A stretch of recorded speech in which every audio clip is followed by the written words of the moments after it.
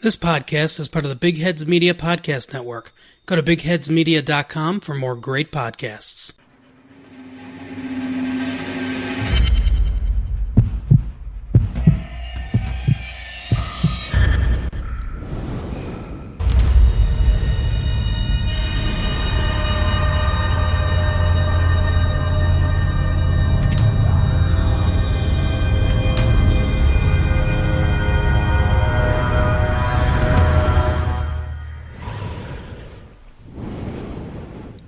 Welcome to Brew Crime. I'm Mike. And Beck. And Nina. All right, so this episode we're going to cover necrophilia. Kind of a lovely topic.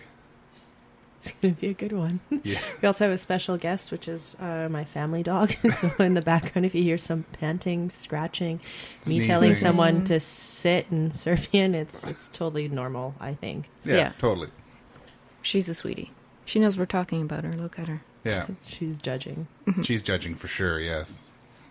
All right, Okay. So we're going to start with Nina's story this episode. So what's your story about? It's about necrophilia. So it's a good thing I brought it to this episode. No way. So I'm actually going to talk about Dennis Andrew Nilsen. And I got to be honest, I was really bummed that I didn't know who he was, because obviously I'll get into it, but how similar his crimes were to what Jeffrey Dahmer had done, and just his big victim count. There's 16 men that he murdered.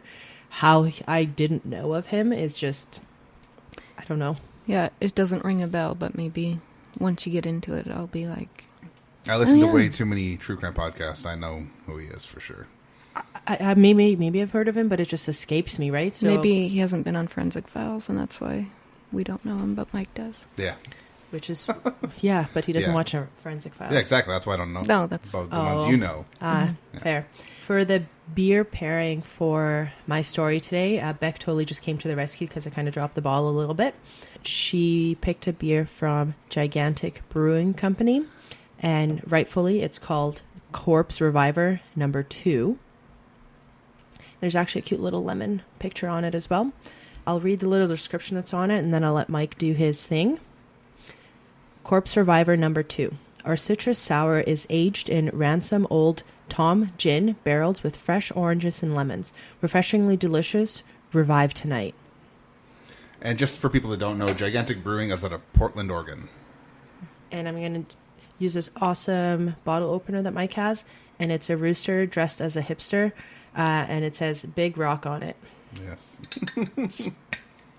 That is a very good description. Well, I already like the color of it. It's not too dark. It does smell very, very sour, though. I love some sour. I love some sours and Gigantic. So, good mix. Kind of a orange color. It's a nice looking color. The head's really tiny, though. Didn't get much of a head when I poured it, which was kind of surprising. And what I had disappeared really fast. Were you expecting a gigantic head? Yes. Nose is pretty generic citrus. There is a hint that it's going to be tart. A bit of maybe like a toffee sweetness on the nose, too. It's definitely a bit subdued on the nose, but it is a sweet kind of citrusy nose with some toffee or something that's given it that sweetness. Maybe some brown sugar. Yeah, I don't hate it, actually. All right, let's see what it tastes like. It's definitely sour. Very, very mildly sour, though. Yeah. Really? Yeah. So I guess Say. maybe I haven't had many sours, but this is... Because you're not Testing a big my fan palate. You're not a fan of sours at all, really, so that's probably what it is. But I get some oak and... What did you say it was? It was... Orange something. Gin, yeah, that's right. I thought that was like gin botanicals or whatever. It's definitely got your orange and citrus. Again, you get some toffee or something, a little bit of sweetness in there. Almost reminds me of like a cocktail, mildly. Yeah, it's not too fizzy either, huh? Yeah, it's got very low carbonation, which would explain kind of why there's very little head on it. Mm-hmm. I like it, though. It's quite interesting. It was funny when you were smelling it and saying there were hints of toffee or whatever, because I was just like, what's that, like, sweet, kind of almost creamy? And then you said toffee, and I was like, There we go. that's what it is. I'm not very good at this game. That's nice, though. Yeah. You can revive this a third time if you want. Alrighty. Let's get into it then. So let's talk about Dennis. Going a little bit first, talking about his family history and some of the weird things he did as a child. So he was born on November 23rd in 1945 in Frassborough, Aberdeenshire. He's from the UK. Let's go with the UK. Kidding. Yeah. He's the second of 3 children. A lot of the stuff I saw kind of showed his demise start after his grandfather had passed away, because he was very, very close with him. Definitely after his grandpa passed away, he became more quiet and isolated. On the onset of puberty, Nilsen realized that he was a homosexual, which initially confused him and shamed him. He kept his sexuality hidden from his family and the few friends he had. Many of the boys that he was attracted to actually had similar facial features to his younger sister, whose name was Sylvia. That's a weird thing. Yeah. On one occasion, he actually fondled his sister, believing that his attraction towards boys might be a manifestation of the care he felt for her. It's fucked up. Okay. I think that's a weird connection for a kid to make, though. Yeah. Like, unless it's a kid reading about psychology. But. Well, I think this was a very confused kid, because there's also on an occasion where he caressed and fondled the body of his older brother as he was sleeping. So his brother woke up during this and actually began to suspect that he was probably a homosexual and thought it was very weird. Mm-hmm. So I'm not sure what kind of like family they had where he openly did this to his sister. Now he did it to his brother, but he's still not getting help or not anything. But maybe that's just with the times. How old was he at that point? I didn't get that. So if he was born in 1945, this happened before 1978, so early 20s. Right? Am I mathing that good? Yeah, I'm just surprised he's even still at home, and that he has an older brother that's at home. Yeah, well... It doesn't matter. Yeah. By 1978, Nilsen was living a solitary existence. He had a few failed relationships. Later, he confessed to be developing an increasing conviction that he essentially was just unfit to live with. So, one of the... I watched a documentary actually on it. One of the last actual boyfriends that he lived with him for 18 months. He was just very demanding, controlling, and just not a very good person to be around. And a lot of the accounts that I had seen as well is that he was drinking a lot. So he'd go to work, do his thing, come home, and very aggressively drink and just blast loud music. And that... Nobody wants to put up that shit. No, and I think it's also... going with the times, and I keep going back to that too, but, homosexuality at that point was considered a sin. So growing up with that and having these confused feelings and being in that kind of relationship, which wasn't necessarily accepted at the time. These were female partners. Males. No male partners. Okay, male. then I thought you were saying male that partners. He was getting home and getting drunk because he was having these, like, fake, basically, relationships. Okay. No, sorry, it was with male partners. Okay. Something that I found too, that his drinks of choice were either hard bar or he liked lagers. Gross. Oh. You and him have beer in common then. I suppose I have one thing in common with this guy. And you both like men. Oh. Uh-oh, true. Oh, man. But I do think I'm fit to live with someone. I just haven't found my Prince Charming yet. So... It's really nothing funny to laugh about this guy. I should be laughing. No. Actually, we were laughing about your jokes, so. About my sad life. That's okay. Hey, now. It's all downhill from here. It's so not. No. We'll see. To be determined. So let's go back to Nilsen. He met his first victim, who's really young, Stephen Holmes. From what I saw, some places were saying he was either 16 or 17. He met him in a pub on December 29th in 1978. Red flag. Yeah, he invited him home. The next morning, he was overcome by a desire to prevent the young man from leaving. So he ended up strangling him with his tie and then drowning him in a bucket of water. So he took the corpse to the bathroom to actually wash it. He placed it back in his bed, and this is kind of when he first came to say that he found the corpse beautiful. He said in accounts that he attempted to have sex with the corpse unsuccessfully. So he spent the next couple of nights sleeping next to the deceased. I have heard of this guy. Yeah. He finally hid the corpse under his floorboards for 7 months before removing it and burning the decaying remains in his back garden. So, a couple similarities going back to Dahmer with him as well. You know, Dahmer also picked up his victims at gay bars, also brought them home, and also had this kind of like, not, you know, didn't want to be by himself. So this desire to keep this person here forever. Mm-hmm. Nilsen had a close call with the police in October 1979 when a young student accused Nilsen of trying to strangle him during a bondage play session. Despite the claims, no actual charges were ever pressed against Nilsen. But I mean, this ties back to Dahmer again, where you know he was accused, and no, it's they not don't what want to have happened. anything to do with these like two guys, and Nilsen encountered his second victim, which actually happened to be a Canadian. His name was Kenneth Oakden, and I might be pronouncing his last name wrong, but he also met him at a pub on December 3rd, 1979. They went out kind of sightseeing, the next day drinking. They ended in Nilsen's apartment, and again in the morning he feared that he was going to be abandoned once again, and he took an electrical cable this time and also strangled him. Cleaned the corpse, brought him to bed, and spent the night with him. He took photos of the corpse, he engaged in sex, and finally he deposited the corpse under his floorboards, removing it frequently and engaging in conversation as if the corpse was still alive. Wow. His third victim, which was a few months, 5 months later, was Martin Duffy, which was a homeless 16-year-old. He invited him to spend the night on May 13th in 1980. He did what he did with the first victim as well, where he actually drowned him in a bucket again, washed the corpse, brought him back to bed, masturbated over his dead body, and he actually kept his body in the wardrobe before joining the other two under the floorboards. Jeez. His next victim was prostitute Billy Sutherland, who was 27. He had the misfortune of following Nilsen home one night. He was also strangled. Next victim was 24. His name was Malcolm Barlow.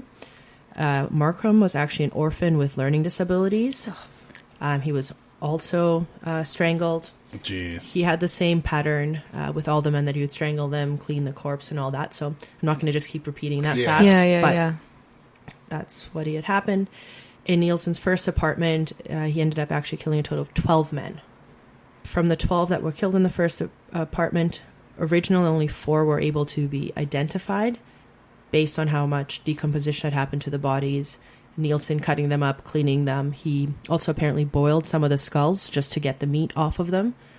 One comparison I couldn't find to Dahmer is I couldn't find anything that said that Nilsen actually also consumed the flesh of his victims. So I guess that gives Dahmer that piece of the crazy pie. Yeah, I don't know how else I don't to know word how that. else to make that sound not as weird. There's nothing not weird about it. So just... No.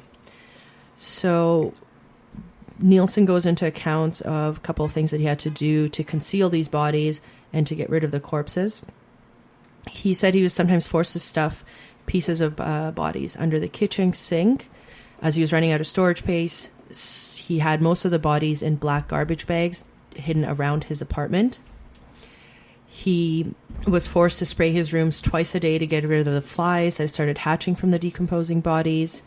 A lot of the neighbors obviously started complaining about a smell, and he actually convinced them that it stemmed from structural problems in the building. So bad sewage, bad things that are happening in the building versus I have 12 dismembered half-ish bodies in my apartment. He must have been a good talker because you don't usually fall for the smell of rotting bodies. Mm-hmm. Oh, it's But I don't. just the But how many people sewage. would know what a rotten body smells like? You just think someone smells like smells Yeah. awful, right? Like my first thought wouldn't be like, oh, it's a serial killer. It'd be like, yeah, you're right. Like I took a fat shit, and that's what that smell is, right? It's rotting in the I pipe definitely somewhere. smelled rotting meat though, and it doesn't smell like sewage usually. No. But I don't know. But I wouldn't jump to the conclusion of, oh yeah, no, it's a body. Okay, but the smell of a rank shit dissipates. Okay, a body decomposing, that lasts. Yep. I think that seeps. And if it was lasting that long, and this guy's convinced them that it's something to do with the structure, they didn't call anyone in to... Sounds like the house from hell. Well, I'll get into that. Okay. So we're still in his not first... something I'm great at. We're still in his first apartment. So after all the complaints that started happening, he did have access to a back garden. So it looked like the loft kind of had a ground floor loft, I guess, whatever. So he actually started burying the bodies outside as well. And he would have fires going all times of the day because he was, well, apparently he was having people over and whatever, but he was just having fires because he was also burning the bodies. And then after the fires would be out, he would crush the bones. Once he was arrested and he gave these accounts of what had happened, the police went back and they found thousands of bone fragments in his garden during forensic examinations. But Nilsen did try to stifle his homicidal behavior, as he says. He moved apartments. Ooh. He moved to a top floor apartment in North London, which had no garden and no convenient floorboards. So maybe this is a way that he won't be killing people if he doesn't have a way of disposing of them, which to me makes absolutely no fucking sense. Just makes it harder, but it's not going to slow you down. Mm-hmm. But I think, yeah, that's... Maybe you should go get help or... Turn yourself in. Turn yourself in versus I'm going to move somewhere where I can rip up the floorboards and hide little Timmy under. But, yeah. So obviously he was unable to quell his impulses, and another 3 victims were killed in this apartment. These victims were identified as John Howlett, Archibald Graham Allen, and Stephen Sinclair. Now, Nilsen, because of his new apartment, had a lot more problems actually disposing of these bodies. So what he decided to do was put them on the kitchen floor, chop them up, boil the heads, feet, hands, dissect the bodies into small pieces, and then he actually flushed them down the toilet. Yep. The parts that he couldn't flush, he put into bags, and he would slowly, one by one, start disposing of the bags. Now, in this building, the tenants were much more aware that maybe it's not the structural damage, as we had talked about earlier, that something fucking weird is going on. Why is our toilet not flushing? Mm-hmm. Well, and... anyways. Yeah. 5 of the tenants came together. They knew Nilsen really well. One of them ended up calling out a drain specialist to just investigate the drain blockage. Hello. In the presence of tenants, including Nilsen, the technician discovered rotting human remains when he descended via the outdoor manhole. From here, obviously, it was decided that a full inspection was needed. That's why plumbers get paid so much. Yeah. Because the literal shit they have to put up with. Yeah, I don't even know. Well, the very next day, police obviously would be called to investigate. Nilsen, aware of, obviously he's going to get caught. He tried to start covering up his tracks by removing some human tissue from the drains that were in his, still stuck in his drainage. But another tenant spotted him and reported that as well. The night before he was arrested, Nilsen had told a colleague,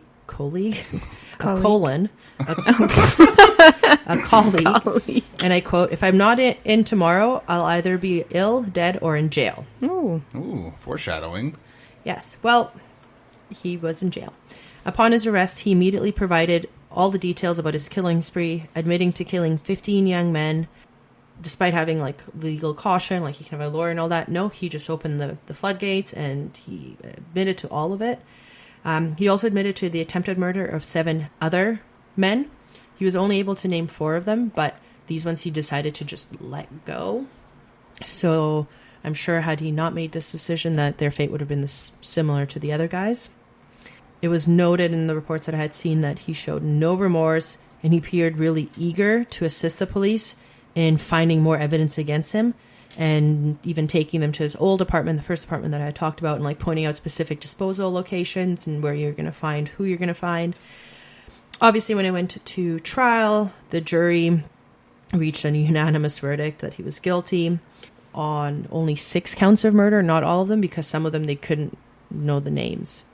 They found the remains, but some were homeless men or, transient characters. So, yeah. He was sentenced to life in prison without the eligibility for parole for at least 25 years. It's always been denied. And he actually died in prison last year. Wow. Yeah. I actually didn't realize it was that recent that he died. Just last year, yeah. Yeah, so doing a lot of this research was just insane. I couldn't just help tie all the similarities between him and Dahmer. It's creepy. Dahmer was active from 78 to 91, so the States had Dahmer and the UK had Nilsen almost operating at the same time. It's just like, I don't know, it's terrifying. Yeah. And it's not like you would know about it because it's not like the internet these days. So not like now where someone can commit a crime and next day you hear about it and then someone else tries to copy it. It's no copying there. But I feel like there's also certain crimes that might be easier to replicate. Yeah, oh yeah. Based on like how horrendous they are. But something like this is many, many men that are being murdered. Oh yeah. What's happening with them, and like the mentality is so similar of being scared to be by themselves. So they're doing the Necrophilia Act, obviously, you know, Dahmer cannibalized so that he can literally have them be part of him. But all that, it's, I don't know, to have such similar MOs, I don't know if MOs is the right thing, but such similar characteristics to their crime, almost overlapping on two sides of the world, is terrifying. And what also scares me about it is, does that mean there's someone active like this now who we just don't know about yet? Like, unfortunately, probably. Probably, yeah. I mean, it's harder to be a serial killer now because there's so many different ways to catch people, but it still happens. It definitely still happens. But I think with anything, right? Like, I don't know if some of these serial killers were ahead of their times of how they were going about their crimes, right? So I don't know. Maybe there's a serial killer that was just a lot smarter than what we're looking at now. The problem is, like, DNA wasn't really a thing back then. Like, all the things we have now to catch these people make it harder to kill as many. You might get one or two, but then usually you get caught. Not always, obviously, because every city's different, every territory is different. But yeah, fair enough. We're getting better at catching criminals.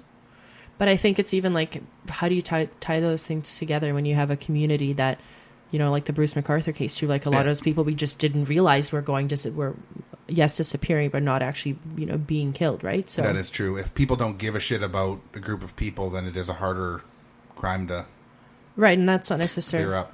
Yeah, not necessarily people not caring, but if that group of people well, I mean, just like Picton, can't be honest about their whereabouts. Yeah. Right. Well, I mean, then it's a problem. Unfortunately, with the Bruce MacArthur case, people didn't really care about the victims that much because they didn't care about the LGBTQ community. And the same with not enough Picton, anyway. Yeah, same with Picton locally. People didn't care about sex workers or Indigenous First Nations, people. Indigenous women. So it just kept on happening and happening, right? Yeah. And until people care about different groups, no matter who they are, this kind of thing can happen, but hopefully we're getting better.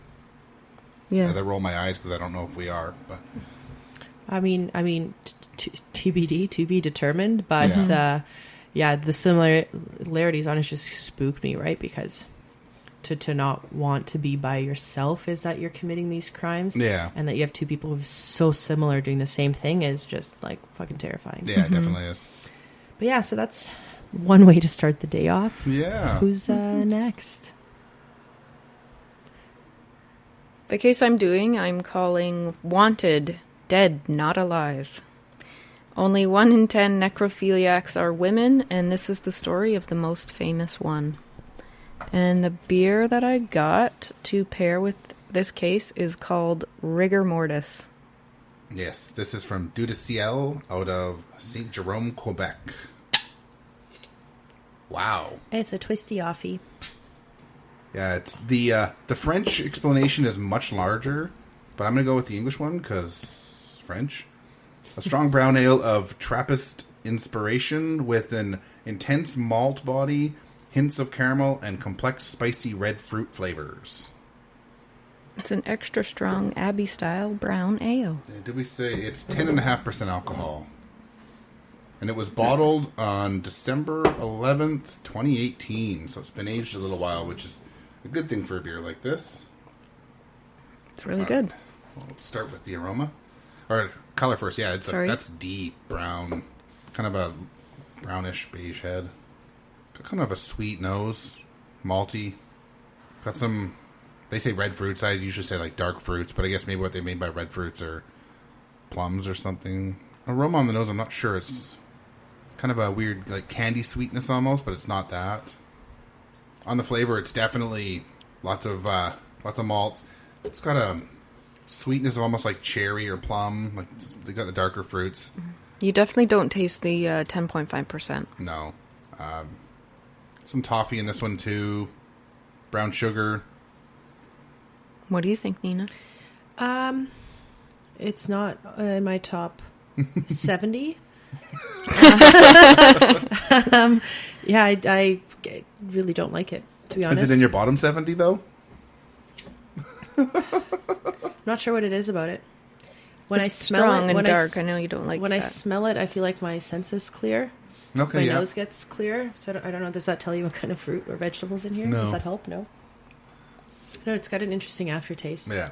Like not bad, but something I've never tasted before. It's got kind of Like caramelly almost, but not. yeah, and there's not bitterness, but it's almost a bit of resin in the back. Kind of dries out your mouth a little bit. I like this beer. Me too. 2 out of 3 ain't bad, right? Mm-hmm. 2 thumbs up. 2 Yeah. of 3. Yeah. Yeah, I mean, excuse me. I don't want to say that it's a bad beer. It's just definitely not Well, it's not your flavor. on yeah.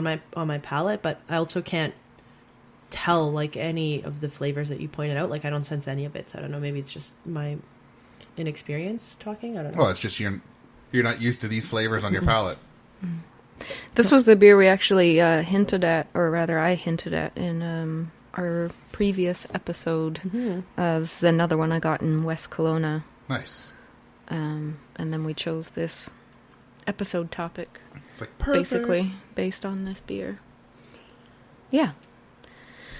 So, here we go. Karen Greenlee was born in 1956. She was an apprentice embalmer at the Memorial Lawn Mortuary in Sacramento, California. She enjoyed the job and everything was just peachy until December 17th, 1979, when she stole the mortuary's Cadillac. Nice. Stealing the car was far from the worst of it. In the car was the body of John Mercure, a 33-year-old man that had died a week earlier. Karen was found 2 days later, 96 miles, that's about 155 kilometers, away near Allegheny? I'm not sure how to say it. Sounds good. Yep. Allegheny. She was found unconscious. A 4.5-page confession/suicide letter was found in the casket with the victim. According to the physician who pumped her stomach, Dr. Robert Rochelot, she had overdosed on approximately 20 Tylenol and codeine pills, but survived. In the letter, she admitted to having sex with approximately 20 to 40 bodies of young men. Ew. She referred to it as an uncontrolled addiction. Ugh. Any How do guesses? you- Go ahead. I mean, I can see how a male can have sexy time because if they're alive, their downstairs is strong. But how a woman has sexy time with a flaccid downstairs is, how does that work? I love your Unfortunately, I'm trying to. you just need to be patient. Okay. And wait. Patience is a virtue. I'm Yeah. dying to know. So, do you guys want to guess on her sentence for this? Was That she's in the loony bin. She didn't even get a sentence. Couple years, something stupid. 11 days in jail and a $255 fine. Wow. Where did they get $250? At the price of the casket, breaking it open? Well, since necrophilia was not illegal at the time in It's just frowned California, upon. They're already dead. So. yeah. Oh my god. So she got charged with stealing the hearse and for interfering with the funeral. Oh Jesus. And Just that's hold it. up. This kid was stolen from. She stole the hearse. Yes. She was driving the hearse And drove to off. the funeral and then just So he's took like off. fresh. Oh, okay. I don't know why I just envisioned that she was grave robbing, and Not this time. No. not this. Okay, we got to get into the story. Back. Yeah. I got to hear this. Yeah, because she worked at the funeral home, so she didn't have to dig She didn't have to actually kill anyone. She just had... No. Okay. There's no murder involved, in my case. Well, it's not a Wow. crime, really. Yeah. Well, it wasn't at the time. No, she's fine. She's got a fine. So once she was released from her 11 days, she went into mandatory therapy, which helped her make peace with what she had done and with, like I said, with what she just considered to be an addiction. Obviously, the family members of the victim did not feel the same way and sued Karen as well as the Memorial Lawn Mortuary where she was working at the time. Yeah, I don't blame them. So they were sued for $1 million. And at the trial, the psychiatrist for the defense, Dr. Captain Thompson, had the nerve to say that the incident likely had little to no impact on the victim's mother, as she was a depressed alcoholic. Fuck him? Yeah. Like... Okay. Continue. So she was already depressed and had a problem with alcohol, so therefore she must have no emotions whatsoever. Talking about victim blaming. Right? Fucking idiot. Yeah. That guy's a piece of shit. Maybe her depression is because her young son is dead, and someone who's supposed to, like, a mortician or whatever the fuck she did at that spot, like, put him in his, respect the final moments of his life above ground. She, did another one with him. Like, are you serial? Maybe that's why this started. Anyways, fucking idiot. They eventually settled for $117,000, and John Mercure's body was exhumed from the California cemetery and moved back to Michigan because the mother of John... I don't remember exactly what the quote was, to be honest, but it was something along the lines of, I wouldn't even bury my cat there. Oh, wow. Like, she was pissed. And rightly so. Yeah. So the day that John was exhumed, Karen was there watching because she wanted to see him again. Jesus. Yeah. So she had the feelings for this corpse. Oh, it was love. Okay. Yeah. Yeah. Well. So she wasn't allowed in the cemetery, so she was across the street. Oh, of course, yeah. Watching. Did she know him prior to him passing? Nope. No. In 1987, Karen gave a very honest, in-depth interview that she would later regret. It was for Jim Morton's book called Apocalypse Culture, and the story was titled The Unrepentant Necrophile. There's a lot of information about what happened from her perspective, and it's an interesting read. It was really weird to hear, like, her point of view of what happened and the normalcy that she felt from attending the funerals of her, quote, loved ones. Because she would do what she did to the bodies of these young men, and then she'd go to the funerals, and, if someone was like, oh, were you a friend of his? She'd just be like, yeah, I was. She's crazy. Or, oh, you must be so-and-so, the girl that he told us about. Yep, that's me. Oh, that's and she'd sick. just be whoever they guessed she was. Or say nothing at all and just be there. Wow. But she would attend their funerals. So what she especially liked about these men was the smell after they were embalmed. Like the smell of their corpse after they were freshly embalmed. And the sight of blood. This is a quote from her. When you're on top of a body, it tends to purge blood out of its mouth while you're making passionate love. Oh, no, it doesn't. Yep. I guess we've been doing it wrong. I don't know. So we're all virgins because no one's ever bled through their mouths while sex time? Like, wow, that is so wrong. In this interview, she also mentions that the real reason that she stopped doing it was because of the fear of AIDS at the time. Because especially the young men that she was attracted to were in the age group that was mainly affected by AIDS. And that's really the only reason she stopped doing it. Wow. There's a lot more to this interview, and the link will be available on the website, but I just can't get into all of it because it's crazy town.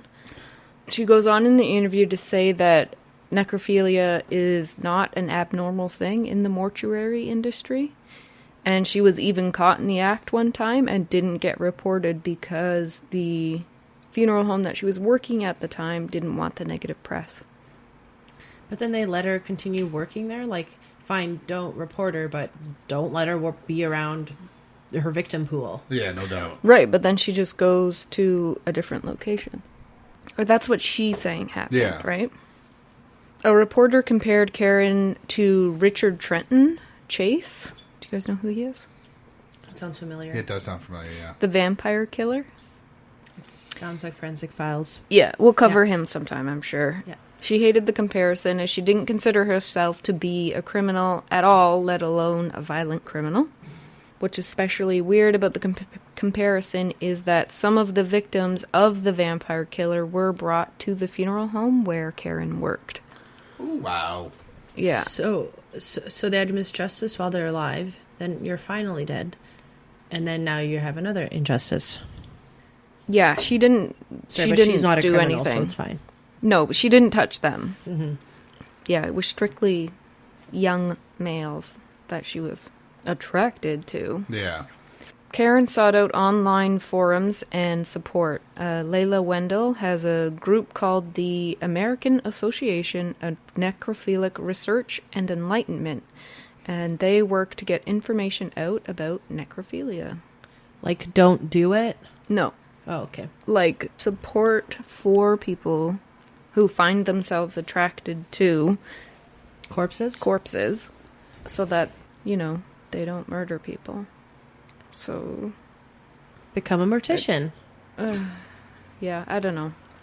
Anyway, in 1992, Karen's story inspired the short story called We So Seldom Look on Love by Barbara Gowdy. In 1996, this short story inspired a Canadian independent film called Kissed, directed by Lynn Stopkowicz.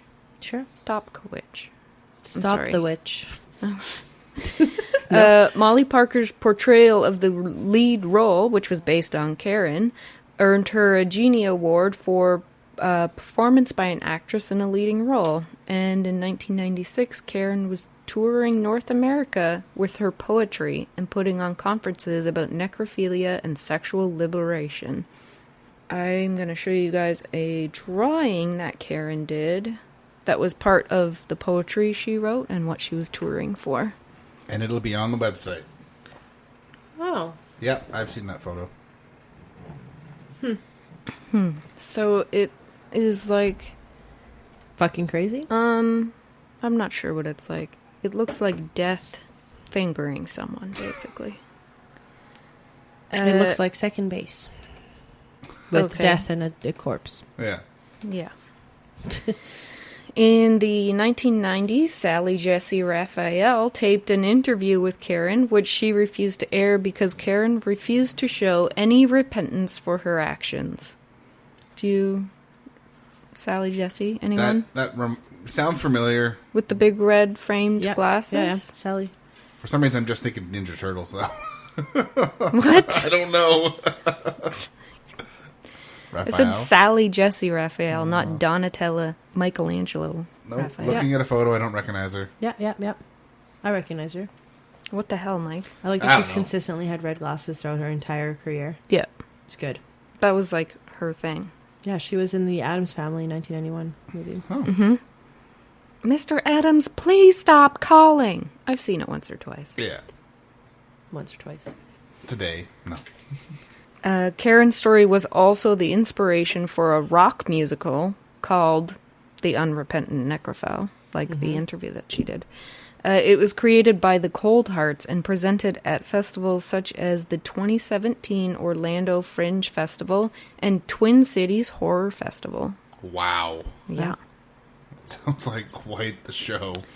Karen's relationship with her brothers was severely damaged. After her trial, she lost all contact with one of her brothers, and the other one stayed in touch but wanted an uncomfortable amount of information about what she had done. Karen grew To who was it uncomfortable? to her. Like, you want to know how I had sexy time with the corpses? Yeah. Maybe he was looking for a job. Maybe he was just looking for a story to sell. Yeah, probably. I guess. Okay. Ugh. She grew to deeply regret the interview that she did with Jim Morton. No kidding. Yeah, no shit. And she changed her name and disappeared from the public eye. So clearly I don't have it in my notes about what you were asking about. But as part of her interview, which you can go look at the link on our website, she basically just says that penetration isn't the only way to have sex. And there's lots of other things that you can do with a partner, even if they're not Man, that gets hard. even more one-sided then, though. Oh. But I'm just need to process all of this information you've given me. Mm-hmm. I just don't. I don't. Yeah, yeah. But yeah, so she's claimed So to she's have done always on this top 20 to then. 40 times. And she definitely would have had opportunity to do it that many times. And yeah, 11 days mean, in jail. I And- will say, at least she never killed anyone, Yeah. but it's still so messed up. Yeah. Yeah, but I mean, I don't know. Personally, I don't know if I've said it before in one of our shows, but I don't want to be cremated. I want to be buried. Oh. And it's fucking stories like this where it's like, maybe I don't. I just wanted, like, my whole reason of wanting to just be buried. I just when you know, the sad time comes that I pass away and I'm already dead, I just want my body left exactly as it is. Mm-hmm. Versus like, now I'm already dead, now you're going to burn me in an incinerator. Yeah, I mean, those aren't the only two options. But yes, many different options, but it's just like, okay, now that seems a little bit better than having that second base devil thing happening with my dead body. So Yeah. decisions. I don't know. She's fucked. Yes, she is. And because she changed her name, we don't know if she reoffended. What, is she still working in different mortuaries and funeral homes? Probably. I don't know. Well, I think the laws do cover that now. Yeah, it is so- against the law now. It just wasn't at the If time. you're caught, if she never would have crashed or had the suicide note and all that, would never have been caught. That is true. I don't know. I don't like it. Yeah. Alrighty, well, that's quite the story. That's Thanks for- Karen Greenlee. Thanks for sharing. Mm-hmm. Alright, speaking of lady necrophiles, my story is on Louise Vermilyha. Another lady? Yes. Do you have the secrets of the trade of her, of how she? Oh yeah, sorry. Yeah, well, we'll get to it. So, to They pair... literally just started, Nina. Just hold up a bit here. Jeez. The beer I've paired with this story is Schadenfreude Pumpkin Oktoberfest. So it's an Oktoberfest lager. It's 5% alcohol. It's from Parallel 49.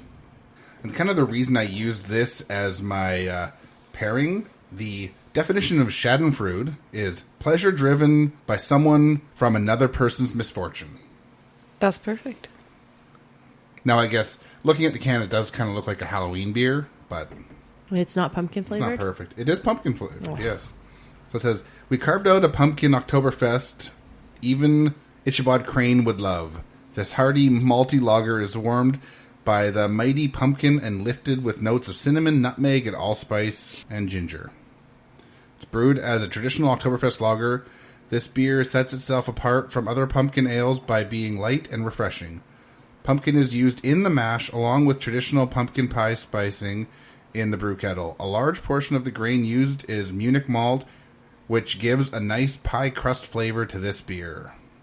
And now this is the first year they've actually put this beer in cans. It's in 6-pack cans. It is a very fun looking can. Quite. I love it's like a scarecrow Jack-o'-lantern. jack-o'-lantern. It's got like an owl on its arm. Huh. That's. I know I took a sip because I was eager. Pretty fucking good. Good to hear. It's got a deep copper color, kind of tan head. Or what do you think? Is that copper? Amber? Yes, I'm- I agree. It is very copper. It is all the things you have said. I like it. It's definitely got like a malty nose.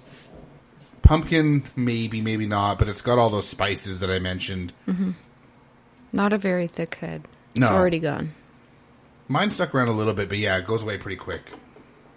But yeah, you can taste Oh my goodness, it's delicious. all the malts. It's kind of I'd say kind of like the crust. Not really, but it's got the caramel malt. It's got the maltiness. And then it's got a little bit of something, which you probably would say is the pumpkin, a little bit of gourd. And then it's got all the different spices you expect, the allspice, the ginger, cinnamon. It's really nice, but it is really light. It's very accurate to say that it is the pumpkin crust, though, because it's sweet and it's like almost like a bit like the graham crust. Yeah. It's really nice. Yeah, it's a really easy drinking beer. I know a lot of people kind of poo-poo on pumpkin beers these days, but this is a really, really well-made beer. I freaking hate pumpkin. Pumpkin pie is just not a thing. Pumpkin pie is vile. So good. It's vile. Yeah. But I like pumpkin beers. I like, same. I'm not a pumpkin pie fan. Pumpkin cheesecake is nice because all that cream really takes away from the bite. I've never had that, actually, so I don't know. You should. I'll make a pumpkin cheesecake for us. Okay. Cheesecakes are my favorite types of cakes. They're the best kind of cake. That's why. No, the best kind is ice cream cake, but then cheesecake. So for the Necrophilia episode, I chose to take a different slant on the case than most people would likely expect when it comes to the topic. Louise Vermilyha, originally Louise Wolfe, was born in July 1868 in Cook County, Illinois, to parents Wilhelmina and John Wolfe. Her parents were both Prussian immigrants, and for those that do not know where that is, that's present-day Germany.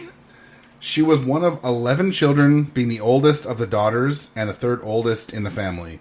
At the age of 16, she married a man named Fred Brinkhamp, who just happened to be 24. Oh. Kind of gross, just a little bit. It was a different time. 8 years isn't that weird. It's just weird because she's 16. Yeah, exactly. Yeah, well, that's exactly it. She's under 20. Yeah, but it was different then. It was different then. It's the 1800s, but it's still gross. Yeah. I don't know. The wedding day was April 2nd, 1885.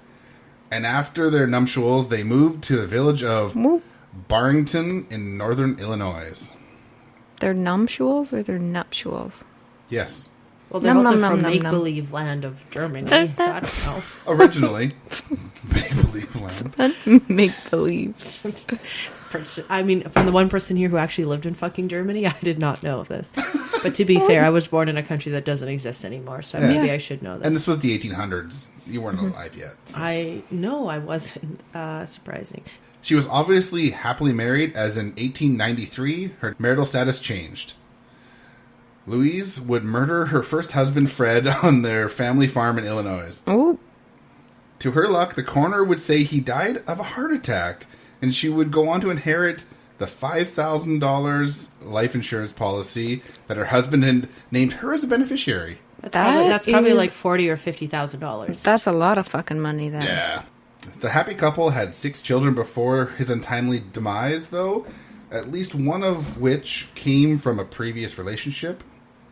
It was a little vague, like there were 6 children, but there was at least one kid that came from a previous marriage. From the like he was married before? Okay. But, they all said it was their kids, and suddenly there was a stepchild, so I wasn't quite sure what was going on there. Soon after the death of Fred Brinkhamp, 2 of their children would die.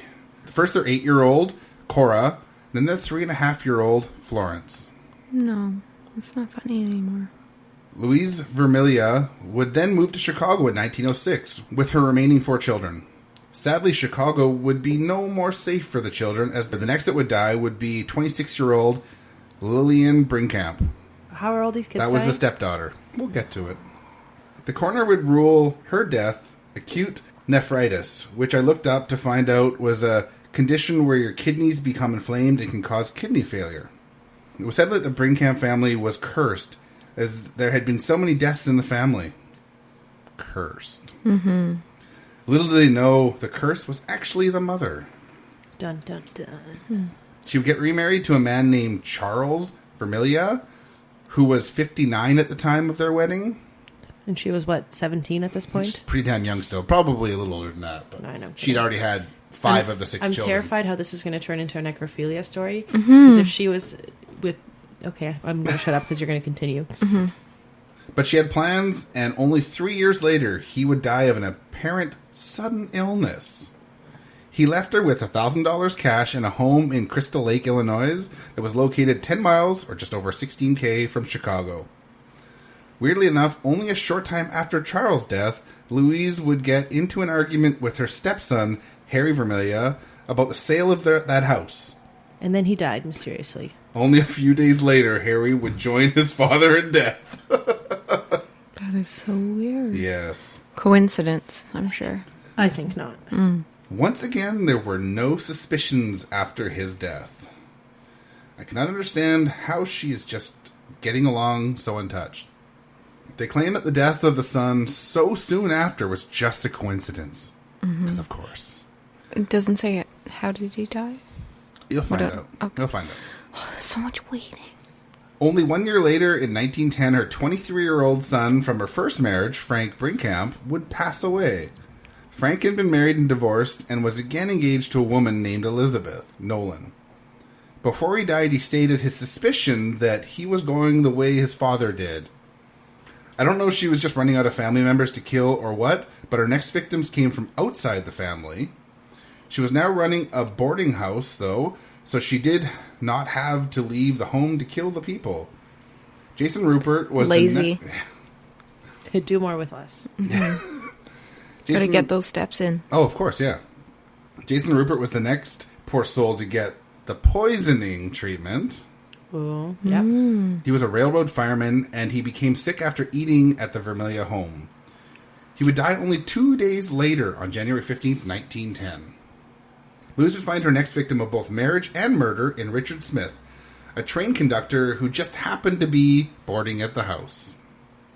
They would be married in February 1910, but unfortunately for him, she was moving up her schedule, and he died on March 11th, 1910. Wow. Till death do us part, right? And that was only 2 days after he ate a meal that she had made for him. His cause of death was again not deemed to be poisoning, but gastritis. Just another inflammation of an organ. How many husbands is she on now? That's 3 or 4? 3. Okay. It's not suspicious. No, it's not at all. demons in the blood. Of course. Should have used leeches, like I said, but you didn't, did you? No. Absolutely. Demons in the blood. Now, Richard Smith never should have married Louise, as he was still married to his estranged wife. That's a good reason. And it also would have saved his life. Now, she had suspicions that her husband had been murdered. She is quoted as saying, he was murdered for one of 3 reasons. Either Miss Vermilyha... You have 3 options. Yeah. All involve death. Okay, cool. Either Miss Vermilyha loved Smith and was afraid that he would leave her, or he was murdered for his money. Or C.C. Boyson, the Undertaker, was thought to be in love with Miss Vermilyha, and he was jealous. 3 options, yeah, totally. Her family members that she had murdered all came with monetary gain, but it was not exactly clear why she had killed her boarders, as she would collect no money for their deaths. Because she had sexy time with dead bodies. Yeah, well, we're getting there. She would finally make her mistake when she had Arthur Bissonnette over for dinner. Arthur was a police officer, and him and his father had been over to Louise's for dinner in October 1911. Soon after eating their meals, both men began to experience abdominal pains. Arthur would die from the poisoning, but when homicide detectives questioned his father, he was noted as saying he saw Louise sprinkle white pepper over their meals before she served them. Arsenic. What the hell is white pepper? Arsenic. Yeah. Because of this, the Chicago police did an autopsy of the body. The result from the autopsy would prove that he had been murdered via arsenic poisoning. Woo, woo. But why would you say white pepper? Wouldn't you be like, it was salt? But it's powdery. It was a pepper shaker, I guess, so she just assumed pepper. Yeah, I don't know. Oh, it's 1911, but anyways, interesting. Okay. So she would kill basically everyone. So, soon after this had been discovered, Louise was taken into custody. It assumed that her motivations for this murder were financial. Bissonnette had wanted to join the military, but he did not qualify for whatever reason. With Louise's help, he had been able to get into the Home Guard, which was a militia-like group for men who could not get into the forces. The deal was that he would name her as the sole beneficiary of his life insurance policy. She would in turn name him in her life insurance policy only after they got married. So just before Arthur's death, he would write up a will, but Louise was not named in it. He named his fiancée, who lived in Kanaki, and that was Lydia Rivard. And that was actually the beneficiary of his estate. She'd only been named as a witness on this will, so she lost out on the money that could have been made on his death. Shucks. So, Louise Vermilyha had been noted to have been eating white pepper since the start of her house arrest on October 28th. On November 4th, 1911, Louise Vermilyha was rushed to the hospital after she fell gravely ill from arsenic poisoning. She was attempting to end her life like she had ended so many before her. By November 9th, she was reported to be near death with many complications from the arsenic. She would finally be discharged from the hospital on November 24th, 1911. Paralysis would follow by December 9th of the same year, and her doctor would state that it would be a permanent condition. So she's trying to kill herself before she's caught for what she actually did. I'm surprised that she would choose that route. Yeah. And also, like, shouldn't she know what dosage you need to actually kill someone if she was killing grown men? Yeah, you'd why think she's so. Suffering? Well, she shouldn't be suffering. She's an awful human, but like, Yeah. why is she making herself suffer? She should know how much to sprinkle of this magic powder. Mm-hmm. And it, yeah, I mean, like Nina was saying, it's not exactly a painless route. No, it's not. So the courts did not feel bad for her, though, as she was forced to attend all of her court dates for the murder trial of Arthur Bissonnette, and most of these appearances would be in a wheelchair. This trial was where it came out that she did not stop at the deaths of these family members and acquaintances. Her favorite place to hang out turned out to be the funeral parlor where her victims would end up.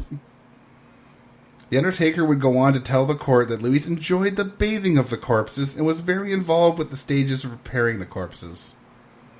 She was most fond of watching the embalming of the bodies. So here are some quotes. She appeared to revel in death, said Barrington, the undertaker. I never knew such a strange woman. For years before the death of her husband, it was notorious in Barrington that Louise seemed to delight in being in the presence of death. M.R. Block would go on to say that after her husband's death, she would show up at the funeral home to volunteer her time. According to Blocks, Louise would visit families in mourning even when she did not know the deceased. How helpful. Yeah. She would go to the homes and almost force herself upon them, Block said. She would help to dress and prepare the bodies for burial and appeared to delight in it. In the end, she was never paid as a funeral home employee, but she was a staple there. What a weirdo. Mm-hmm. It's the whole episode. Yeah. She would end up getting off on the first charge on March 7th, 1912, as it was found that Arthur had been taking medication that contained arsenic. Because, of course. Because, yeah. It was the 1900s. Yeah. Mm-hmm. Judge Kirsten, attorney Joseph R. Bars, and the prosecutors of the case wanted to get the court proceedings moving on her other cases. The prosecutor only wanted to try Louise on one case, and it had to be the most solid case that they had. In the end, they would conclude that the case they should go after was Richard Smith case. She would be rearrested so that she could be charged this time for the murder of Richard Smith. His corpse was procured for an autopsy, and to no one's surprise, the liver showed signs of arsenic poisoning. Professor Walter S. Haynes, the Rush Medical College expert chemist's findings showed, quote, arsenic in sufficient quantities in the viscera of the two men to cause death. In the county jail, she would once again attempt suicide. Again, she would not be successful, though, and the trial began on March 21st, 1912. So she's not very good at her job. No. The trial would only last 16 days, though, as there would be a hung jury. Fear not, though, a new trial started only 10 days later as the charges were resubmitted. But once again, the trial would end with a hung jury. They just think this, oh, what a weird coincidence that all these people are dropping dead around this poor woman. Mm-hmm. So weird. All the evidence against her was somehow deemed to be all circumstantial. These people must have been crazy to not see through her. So, of course, they would continue to try to prosecute her. But they would run into the issue. They wanted to give her the death penalty, but they knew juries were unlikely to put a woman to death. The men of the jury had all made up their mind on her guilt before the trial, making it hard for a fair trial. Which, they're worried that they're not going to put her to death, but all the guys think she's guilty. It's like, maybe they would have. I mean, she's trying to literally kill herself because she wants to atone for her sins, so it's just... Or she just doesn't want to have to deal with, the side effects of being a crazy murderer. So moved to October 12th, 1912, Louise was still sitting in a prison waiting for the trial to commence. She would finally be granted bail on June 28, 1913, on the basis that her health was failing and that the bail was set at $5,000. It's a lot. But still, she's a murderer. She's been going through all these trials, and they give her bail. But old lady, wheelchair, so... Not exactly a risk. A flight risk. Flight. True. It's a very, very slow flight. Mm-hmm. They also said that the exposure to the hot summer heat without air conditioning was part of the reason they let her go until the trial. It's amazing there was still air conditioning in 1912. I was like, what air conditioning? 1913? It's one of those fans that you just carry in your pocket. That's air conditioning. Air conditioning actually started right around that time. It was actually just an ice cube with a fan in front of it. Icebox. Yeah, air conditioning was actually invented in 1902. Weird. But it was so expensive, it wasn't something you had in your homes. So a long time passed while she awaited the trial, and on April 18th, 1915, a conference was held between the assistant state attorney and the state attorney about the continuation of the trial. Out of this conference, it was decided that it would be impossible to get a conviction of Louise, and assistant state attorney Michael Sullivan was quoted as saying, "We could only see that another trial would entail a heavy cost without any assurance of being able to show any strong evidence." So, of course, all charges were dropped. Okay. At least at this point, it seems that Louise Vermilyha lived a quiet and uneventful life. This is what is believed, at least, as there is no documentation of her past the point of the charges being dropped. From the 9 murders, though, it is estimated that she was able to collect $15,000, and from what I can calculate, this would be around $381,000 today. Whoa. It's a lot of money. Mm-hmm. Not a bad little haul. And she only have to kill, 15 people? Half of them her kids? Not bad. Yeah. So our villain was not a necrophile in the way that most people think, as she did not sleep with the dead bodies. She could have been one of many types of necrophiles, really. I can make the case for the romantic necrophiliac. They are bereaved people who remain attached to their dead lover's body. Now, while she murdered the people, that does not fully rule out this is the case, as many of the dead were her lovers or husbands, but not all. She could definitely be a tactile necrophiliac, as they are people that are aroused by touching or stroking a corpse without engaging in intercourse. That does not quite fit the bill, though, for homicidal necrophiliac, as they usually murder their victims to have sex with the corpses, and there is no mention of this happening with Louise. What we do know, though, is that Louise Vermilyha was quite the Black Widow. One last fun fact is that it seems people were not sure when she died. One article says December 1911, while another says December 31st, 1913, but she was still alive when she was acquitted on all charges in 1915. So I have no idea when she actually died. She was just dead to them. I think so, yeah. So that's my story. It's fucked up. Mm-hmm. Yes, it's confusing. It's curious because I always think of necrophilia. I just think of sexy time with dead bodies. I didn't think of it. Yeah, no, the way your story necrophilia was, is such a good. much bigger category, and most people are, like you said, are stuck on the sex with dead bodies, but that is only one small part of the whole experience spectrum of necrophilia. So I wanted to catch something that was a little bit different, and I found her, and it was kind of a weird story. Mm-hmm. All right, well, thanks for tuning into this episode. You can find us on social media at Brew Crime, on all the social media platforms. You can email us at brewcrime@pacificbeerchat.com. You can find us on our website, brewcrime.com. You can find us at bigheadsmedia.com, our network. And we'd like to shout out to all our supporters on Patreon. It's with them we can keep upgrading our equipment and doing all kinds of cool stuff.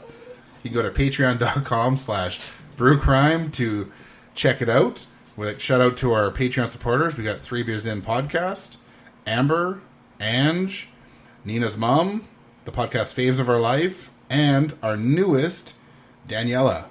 Yay, thanks. So, cheers, and Yeah, tune we in love next you guys. time. Yay, I love all you guys, especially those guys. Cheers. Bye.